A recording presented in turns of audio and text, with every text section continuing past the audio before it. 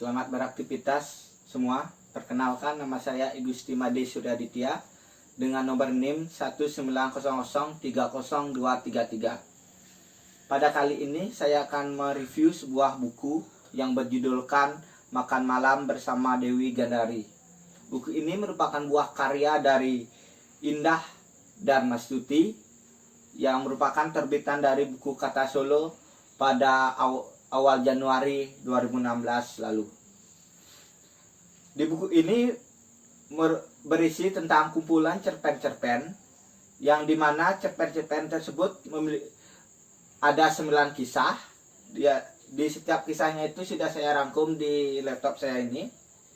Baik, langsung saja. Yang pertama, kisah Laki-laki dari Langit, di mana kisah ini menceritakan seorang perempuan yang bertemu dengan seorang laki-laki di tengah kebun teh yang luas, di mana alur dalam cerita ini dan menceritakan tentang hal-hal yang romantis dan sejuk.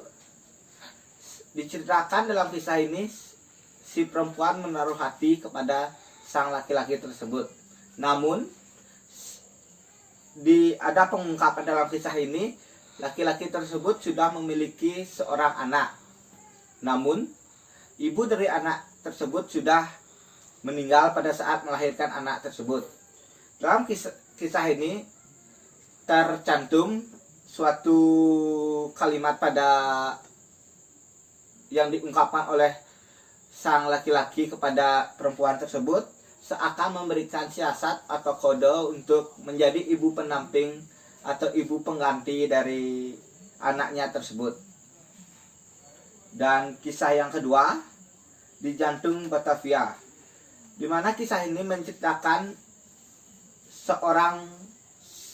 dua orang sahabat yang bertemu di sebuah perpustakaan nasional.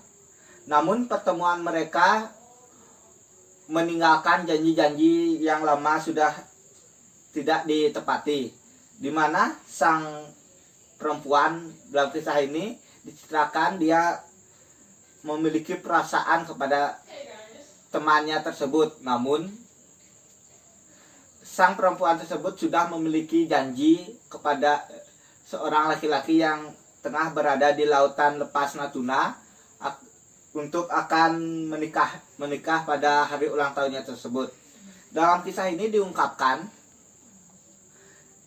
sahabat si laki-laki tersebut telah menyatakan isi hatinya tersebut. Namun apa daya, takdir sudah berkata lain dalam kisah ini.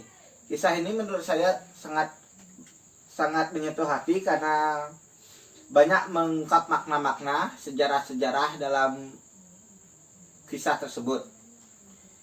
Kisah berikutnya Getir Pesisir, di mana kisah ini menceritakan dua orang perempuan yang terjebak dalam neraka dunia atau sebagai pekerja seksual, di mana mereka sudah terjebak di sana, tidak akan bisa keluar kembali dari kegiatan atau pekerjaannya tersebut.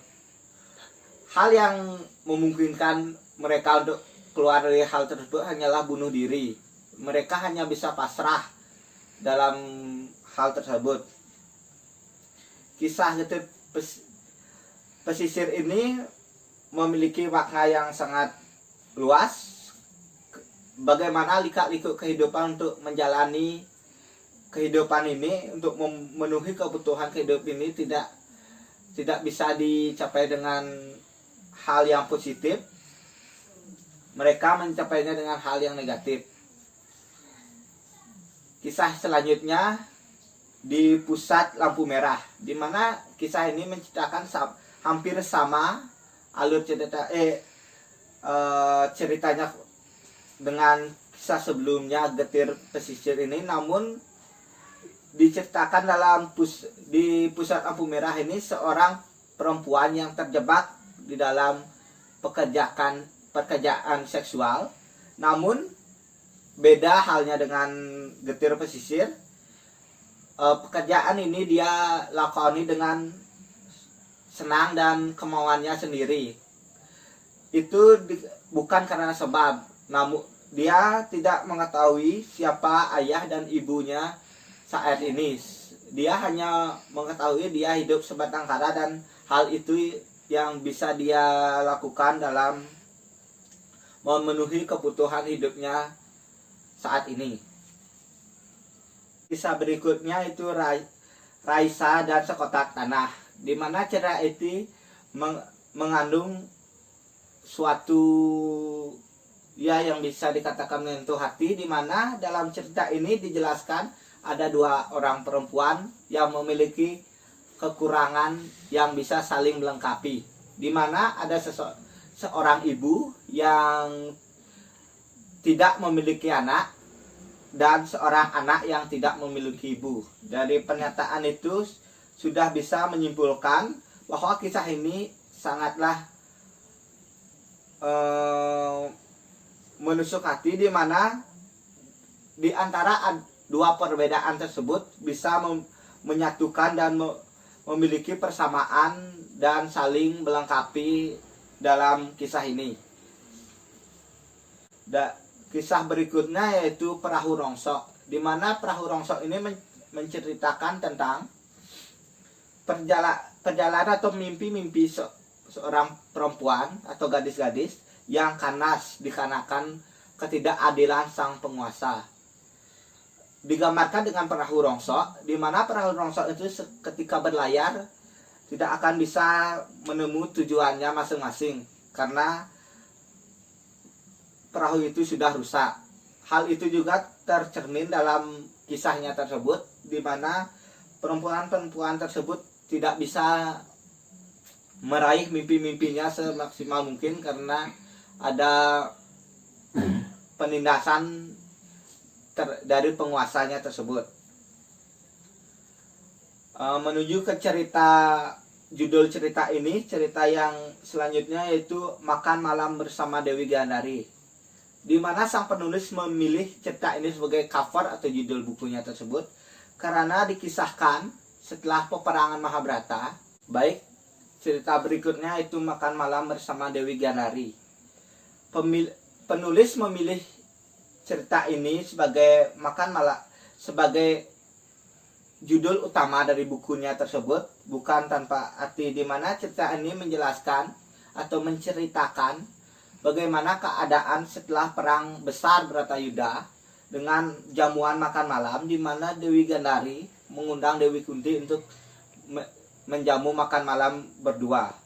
Di tengah penjamuan makan malamnya tersebut banyak mengandung cerita-cerita atau dialog-dialog. Salah satunya untuk menunjukkan siapa yang wanita yang paling menderita di dunia ini. Baik, cerita berikutnya itu dan menjadi cerita yang terakhir dari kisah buku ini, di mana dijudulkan Asima Titip Rindu untuk Kalkutra, di mana diceritakan dalam buku ini, dalam kisah ini, seorang perempuan yang mengalami penindasan oleh keluarganya dan direnggut hak-hak keperempuanannya oleh keluarganya tersebut. Diceritakan perempuan ini mengalami perjodohan, namun perjodohannya tersebut tidak berakhir dengan baik. Di mana diceritakan setelah perjodohannya selesai itu, Asima sebagai seorang perempuan memperjuangkan hak-haknya sebagai perempuan untuk belajar, untuk meraih cita-citanya dengan baik. Kisah ini sedikit sama dengan kisah cerita Aden Ratu Radar Ajeng Kartini, di mana sama-sama memperjuangkan hak-hak kewanitaan atau hak-hak perempuan. Dari 9 kisah yang ada di cerita ini, di mana di 9 kisah itu menggambarkan tokoh perempuan, di mana dalam setiap cerita ini menggunakan alur-alur atau memiliki alur tokohnya masing-masing, di mana digambarkan seorang perempuan yang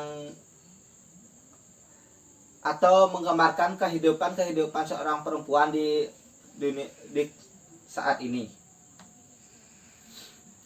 Eh, buku ini pada awalnya saya kurang jelas untuk membacanya karena waktu yang mepet dalam penyampaian review buku ini, di mana buku ini kisah-kisahnya lumayan bagus dan menarik dibaca di tengah pandemi corona yang sedemikian rupa ini. Tentu kita tidak bisa melakukan perpergian atau hangout sementara waktu, di mana keganasan virus corona ini. Kalian sebagai penonton, saya rekomendasikan untuk membaca buku ini, di mana bisa mengisi waktu luang Anda ketika berada di rumah atau di dalam terisolasi.